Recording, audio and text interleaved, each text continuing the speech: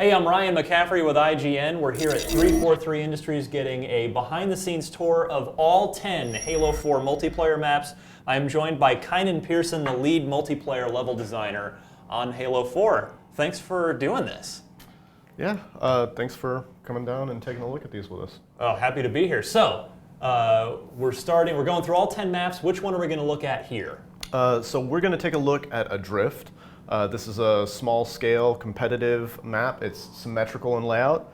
Adrift is a mining vessel that was converted to support the war effort. So let's jump in. Let's do it.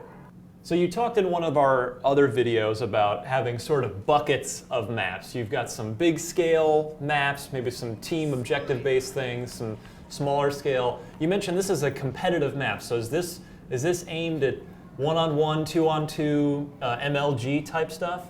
Absolutely. This is for our objective modes, but the thing that makes this definitely a little more specifically built for competitive play is that it's symmetrical. Mm-hmm. So there are no distinct tactical advantages for either side. There's no differences in play style. The layouts are symmetrical, even though there's some asymmetrical art components. Uh-huh.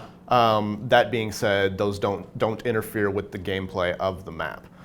So this map, in particular, has a kind of a cylindrical layout.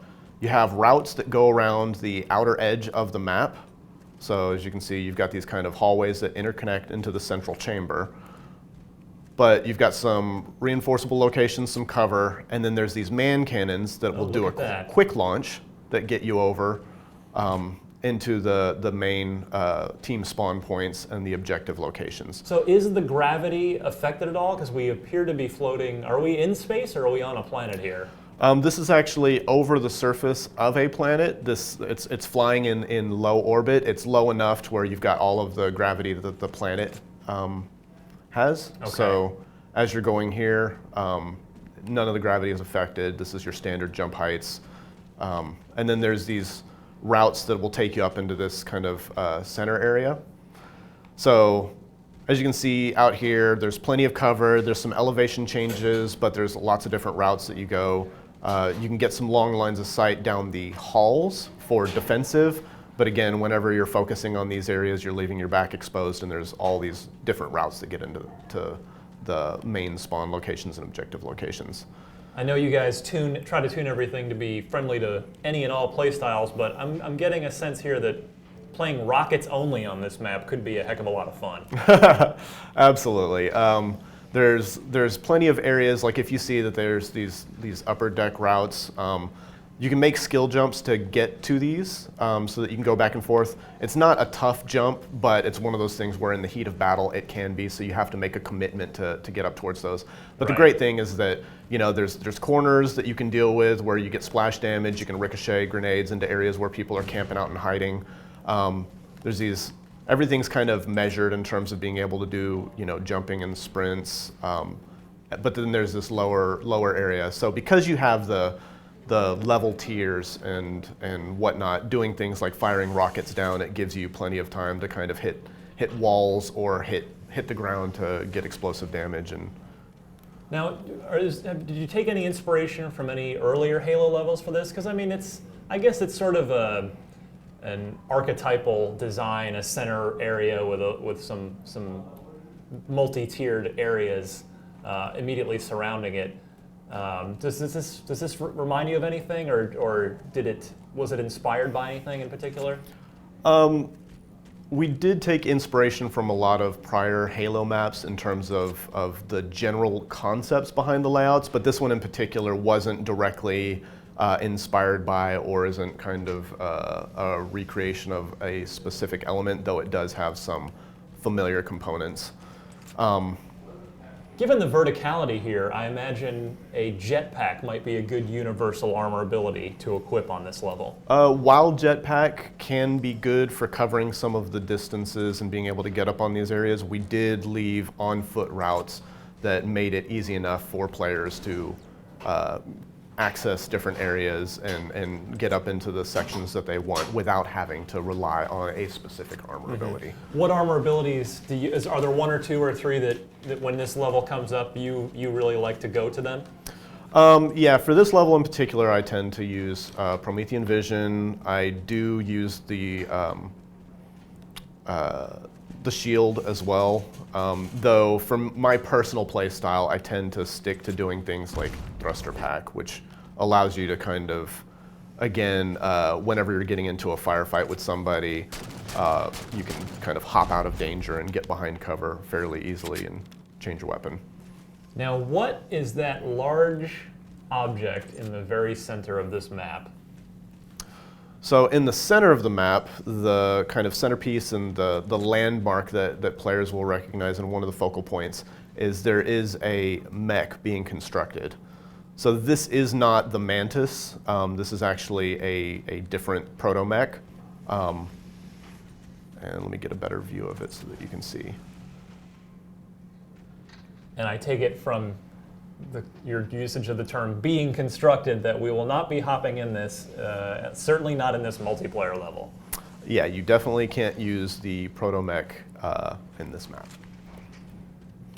So the other thing is that you have these little riggings on the outside, but if you do end up strafing off or you're engaging somebody, there's these safety nets on the outside to make sure that you don't go careening to your death unless you specifically, kind of actively work towards doing something risky that might do that for you. Now, were those safety railings always there throughout the course of development, or did you guys add them after flying off accidentally too many times and getting frustrated? Yeah, anytime you're building a map, we go through a lot of tests. We play test all the time. We play with each other and just make sure that that certain things that happen accidentally or whatever, that we start designing around those to prevent those actions from happening.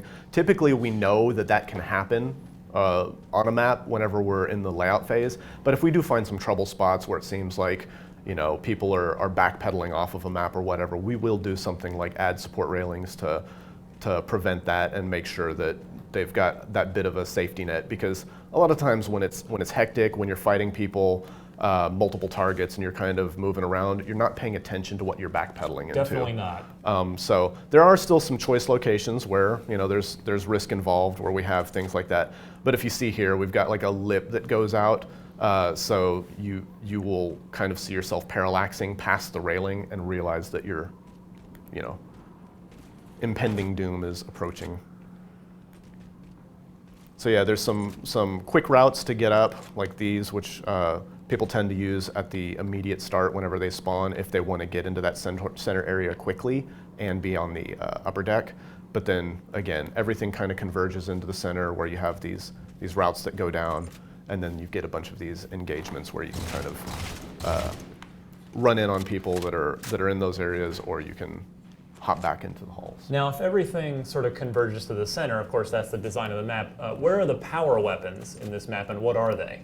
So the initial ordnance can change depending on the modes. It depends on what you're playing and what the objective type is, but we do have the sword spawns here between the mech's legs. You get scatter shot and sticky detonator on the outer areas.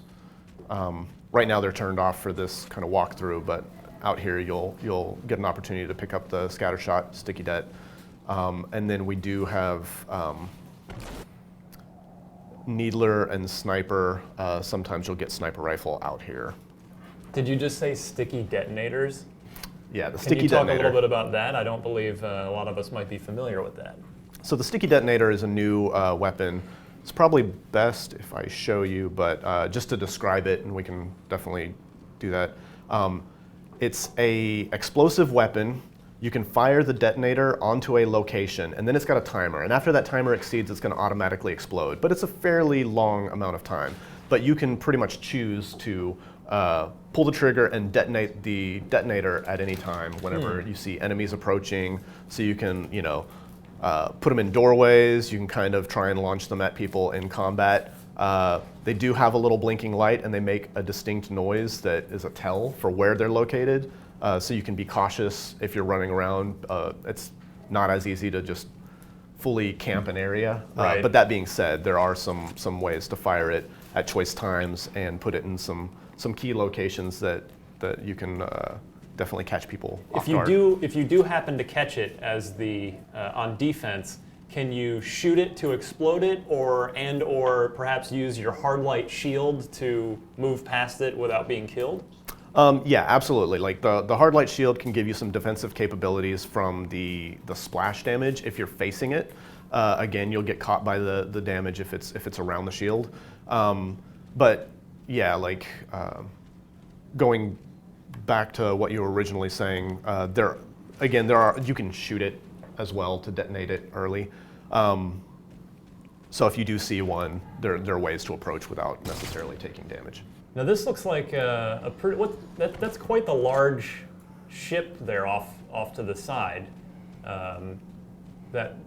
Is there any narrative context for that? I see the UNSC logo on the side there. Yeah, so it was a mining vessel at one point in time, and they recommissioned it to use it for the war effort. So while it wasn't originally built for the purposes of war, during battle you kind of have to take what you get. So they took this and basically reinforced it and made it function for their military purposes.